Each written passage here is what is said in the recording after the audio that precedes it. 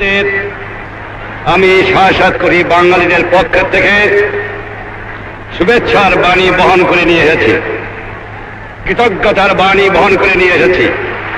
আমি আপনাদের যদি কৃতজ্ঞতা জানাতে চেষ্টা করি, অন্যায় করা হবে। পাকিস্তানের নর পশুর দল, পাকিস্তানের সামরিক বাহিনীর দল আমার 7 কোটি মানুষের উপর যে অত্যাচার করেছে, দুনিয়ার ইতিহাসে তার কোন জায়গাতে তা তুলনা হয় না।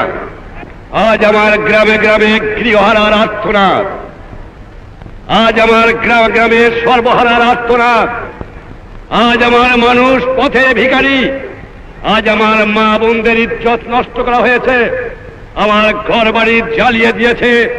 আমার 1 কোটি লোক দেশ ত্যাগ করে ভারতে আশ্রয় নিয়েছিল। সেদিন যদি শ্রীমতী ইন্দিরা গান্ধী, আপনাদের মহান নেতা, ভারতের জনসাধারণ তাদের স্থান না দিত, তাদের খাবার না দিত, তাদের আশ্রয় না দিত, তাদের সন্ত্রাস না দিত, তাদের অবস্থা কি হতো? আমি যদি কৃতজ্ঞতা প্রকাশ করি, তাহলে শ্রীমতী গান্ধী অন্যায় করা হবে। আমি আপনাকে শ্রদ্ধা জানাতে পারি, এর বেশি জানাতে পারি না।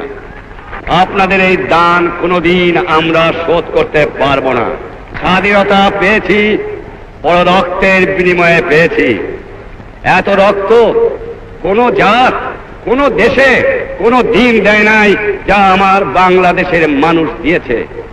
আমার লোকেরা জাতি ধর্ম নির্বিশেষে বৃদ্ধ থেকে বালক পর্যন্ত সকলেই সংগ্রাম করেছে।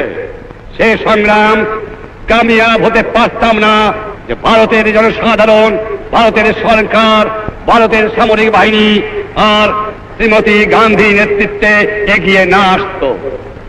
আমার দেবার মতো কিছুই নাই, শুধু আমি এইটুকু দিতে পারি।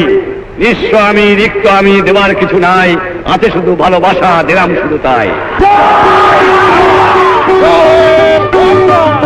আপনারা জানেন যে 23 বছর পর্যন্ত শতকরা 90 জন লোক আমাদের তারা পশ্চিম পাকিস্তানের থেকে সামরিক বাহিনীতে নেওয়া হতো, বাঙালিদের সামরিক বাহিনীতে নেওয়া হতো না।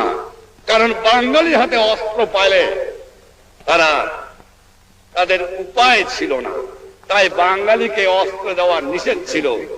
আর আমি আপনাদের এই আশ্বাস দেবার পারি যে বাংলাদেশ 4টে স্তম্ভের উপর চলবে: জাতীয়তাবাদ, সমাজতন্ত্র, গণতন্ত্র আর ধর্ম নিরপেক্ষ রাষ্ট্র।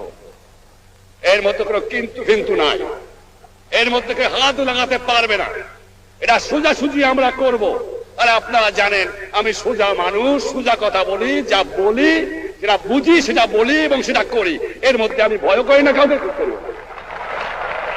আমার মানুষ বড় সোনার মানুষ, সোনার বাংলা, সত্যি সোনার বাংলা। তাই আমরা আমাদের জাতীয় সংগীত করেছি, সোনার বাংলা তোমায় বড় ভালোবাসি। তাই আমি আপনাদের সকলকে আবার আন্তরিক ধন্যবাদ জানিয়ে বিদায়ের বাসনা বলে যাই, আমাদের বন্ধুত্ব অটুট এবং অক্ষয় থাকবে। আপনারা আমার সঙ্গে স্লোগান দেন, জয় বাংলা, জয় বাংলা।